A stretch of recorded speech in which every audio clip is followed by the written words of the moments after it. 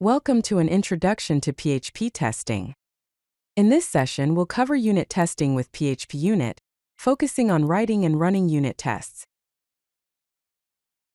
Let's begin with the installation and setup of PHPUnit. The recommended way to install PHPUnit is using Composer. To install PHPUnit as a development dependency, run the command composer require dev.punit/punit. After the installation completes, verify it by running the command /vendor/bin/punit version. This command should display the installed version of PHPUnit. A basic project structure includes a src directory for your source code, a test directory for your tests, a composer JSON file for managing dependencies, and a PHPUnit XML file for configuring PHPUnit. Let's explore the basic structure of a PHPUnit test class. A typical PHPUnit test class starts with the opening PHP tag. Then we use the use keyword to import the test case class from the PHPUnit framework. Next, we declare a class such as calculator test and extend it from the test case class. Inside the class, we define public methods, each representing a test case. Method names should start with test, such as test edition.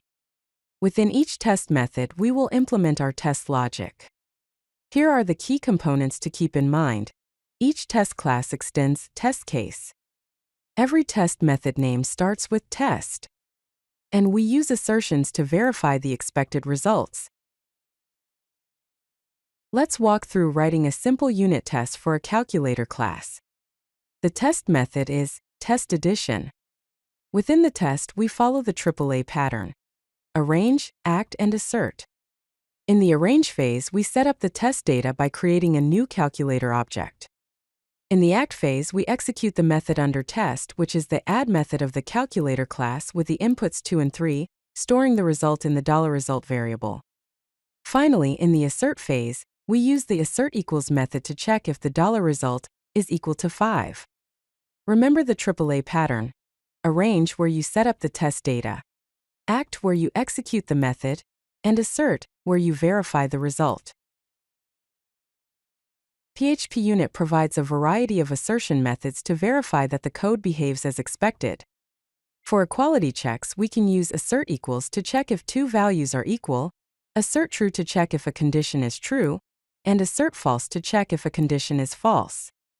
For null checks, we use assert null to verify that a value is null and assert not null to verify that a value is not null.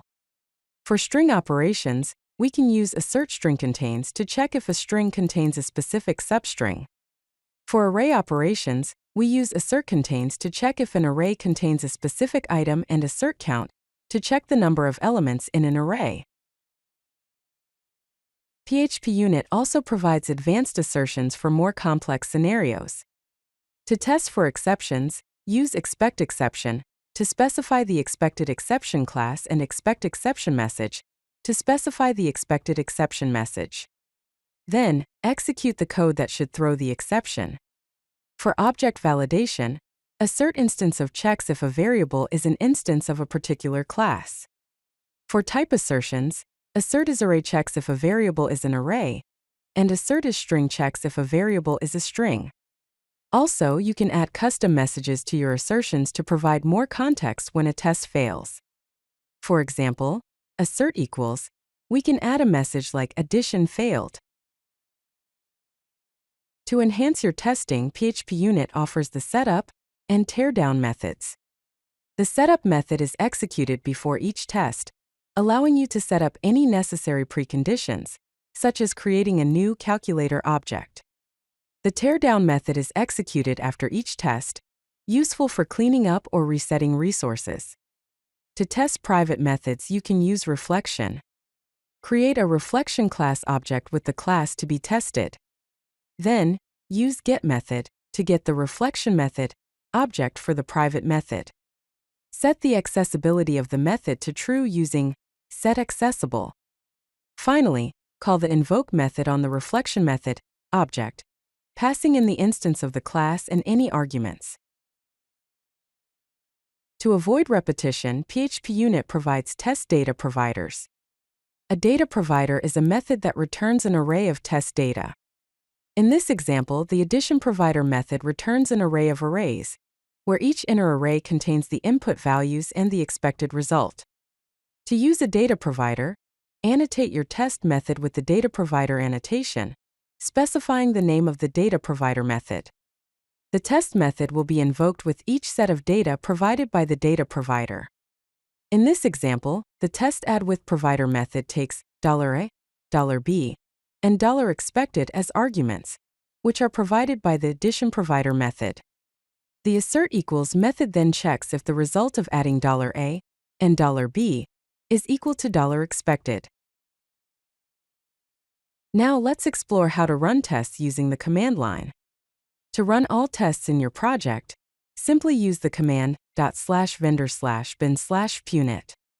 To run a specific test file, specify the path to the test file, such as /vendor/bin/punit test/calculator test PHP. To run a specific test method, use the filter flag, followed by the name of the test method, like /vendor/bin/punit filter test addition. For more detailed output, use the verbose flag. To stop the test execution on the first failure, use the stop on failure flag. To generate a coverage report in HTML format, use the coverage HTML flag, specifying the directory where the report should be saved, such as /vendor/bin/punit coverage HTML coverage/. Finally, let's discuss test coverage and reports. To generate an HTML coverage report, use the command /vendor/bin/punit coverage HTML coverage/. To see a text summary of the coverage, use /vendor/bin/punit coverage text.